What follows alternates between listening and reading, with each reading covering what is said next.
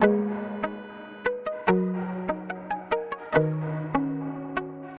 الله وبركاته. معكم جريدة نجوم بريس الإلكترونية، معكم على المباشر. تنسول الأخ قرشي كفاعل جمعوي على المشاكل اللي غنطرحوا عليهم والمشكل ديال الانتخابات. شنو رأيك في الانتخابات المقبلة؟ معكم. يعني شكرا لموقع نجوم بريس على الاستضافة. هي قبل أن نتطرق لموضوع الانتخابات المقبل يجب أن نتطرق أولا لموضوع المحاسبة على يعني الفترة الانتخابية اللي دازت.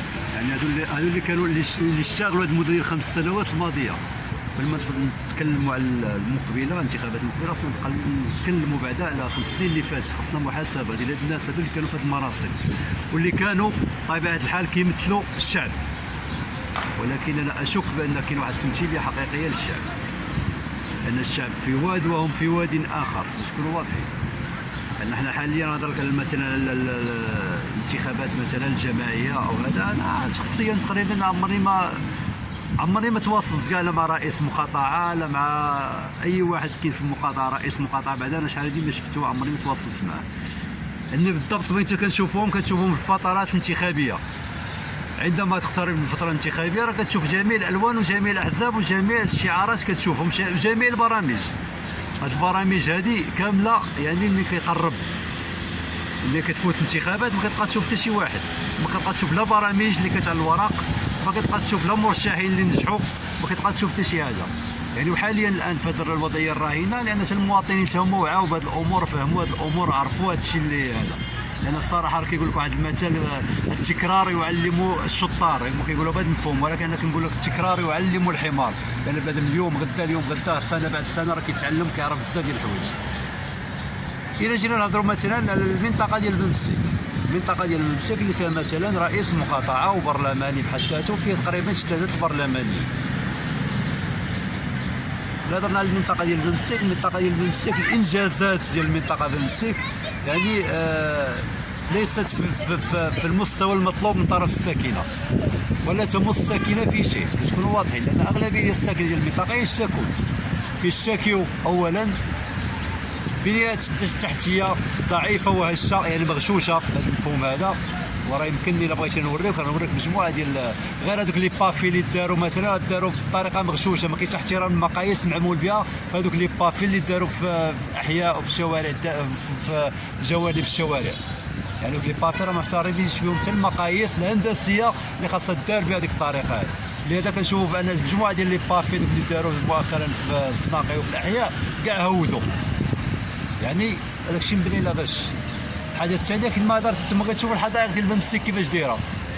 الحدائق ديال بنمسك يعني ما فيها غير الربيع، حتى اللعاب ما كاينينش، تحيدوا العاب ديال الاطفال تحيدوا. الساكنه كتبغي تريح في جرده ما كاينش الظل، لان هذا المهندس اللي فكر بانه يدير جرده وما يديرش الناس باش يتغطاو على الظل باش يستظلوا تما، راه ما فكر مهندس ما والو. يعني كنشوفوا حتى المعايير ديال الحدائق اللي كاينه في بنمسك راه يعني حتى الشركه اللي كانت تحملات مثلا دفتر تحملات هذا المشروع ديال الحدائق وهذا الشيء لا يستجيب المعايير. يعني المواطن راه باغي شي حاجه ملموسه، باغي شي حاجه واقعيه، باغي شي استجابه يعني تكون سريعه، شي حاجه اللي تكون ملموسه. خلينا نهضروا من الشعارات، راه كتلقى اوراق فيهم مجموعه ديال الشعارات، غنديروا، ولكن كدور هذيك 5 سنين وكترجع وكتلقى دار اللقمان على حالها.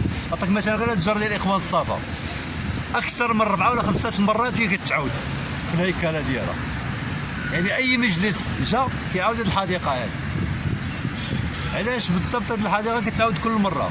علاش حنا ما نديروش واحد الميزانيه ونبنيو حديقه في المستوى المطلوب على جميع الاصعده، نحطوا فيها 2 ديال الحراس ولا 4، نخلصوهم من الانعاش الوطني ونخلصوهم من المقاطعه ويقابلوا هذه الجرده ودير لنا واحد المده ديال 10 سنين ولا 15 عام. علاش بالضبط؟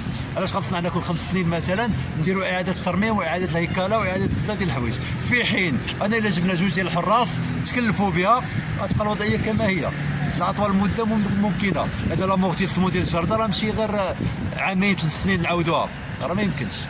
علاش ما نديروش واحد البنيه تحتيه زوينه ونبنيو داك الشيء على الواقع يعني كما هو، يعني ما يكونش غش، ما يكونش بزاف ديال الحوايج نخليو. علاش الطرقان؟ غير مثال الطرقان اللي بناو فرنسا في بعض المدن راه باقيين الان فرقان ديال فرنسا.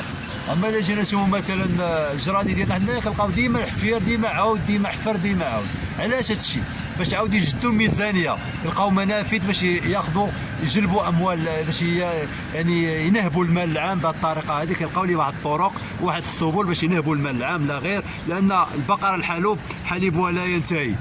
هذا هو اللي كاين. وتحياتي على العموم انتخابات، يعني هذا هو المفهوم ديال الانتخابات عندي انا. واحد السؤال سي سعيد، بالنسبه اش كيبان لك بالنسبه للشباب ديال منطقه بنمسيك؟ السبب ديال الشباب ديال بلاتي من ناحيه الاشتغال، وعلاش ما كنشوفوا ان الناس البرانيين اللي كيخدموا في هادشي ديال النظافه والسيكوريتي وفين مشات؟ شوف، حنا في منطقه بنمسيك حنا مصدرين اليد العامله فقط، لان ما عندناش منطقه صناعيه. باش نكونوا واضحين، علاش ما كيستافدوش ولاد المنطقه؟ الاولويات غير باش نكونوا واضحين. حتى ماشي غير ولاد المنطقه اللي ما كيستافدوش، حتى الجمعيات، الجمعيات ديال المنطقه راه ما كيستافدوش، راه الجمعيات من خارج المنطقه هما اللي كيستافدوا. فهمتيني ولا؟ لان الا شفنا مثلا غير المركبات الرياضيه والملاعب اللي هي المتنفس الواحد ديال الشباب، راه اغلب ديالها مسدود مغلق، الاغلبيه ديالها مغلق. يعني كاين اللي نتحدى اي مسؤول ولا اي واحد كيما ما كان النوع ديالو، عطينا غير شي قاعه مغطاه ولا شي ملعب رياضي، بقى واحد المده ديال عامين.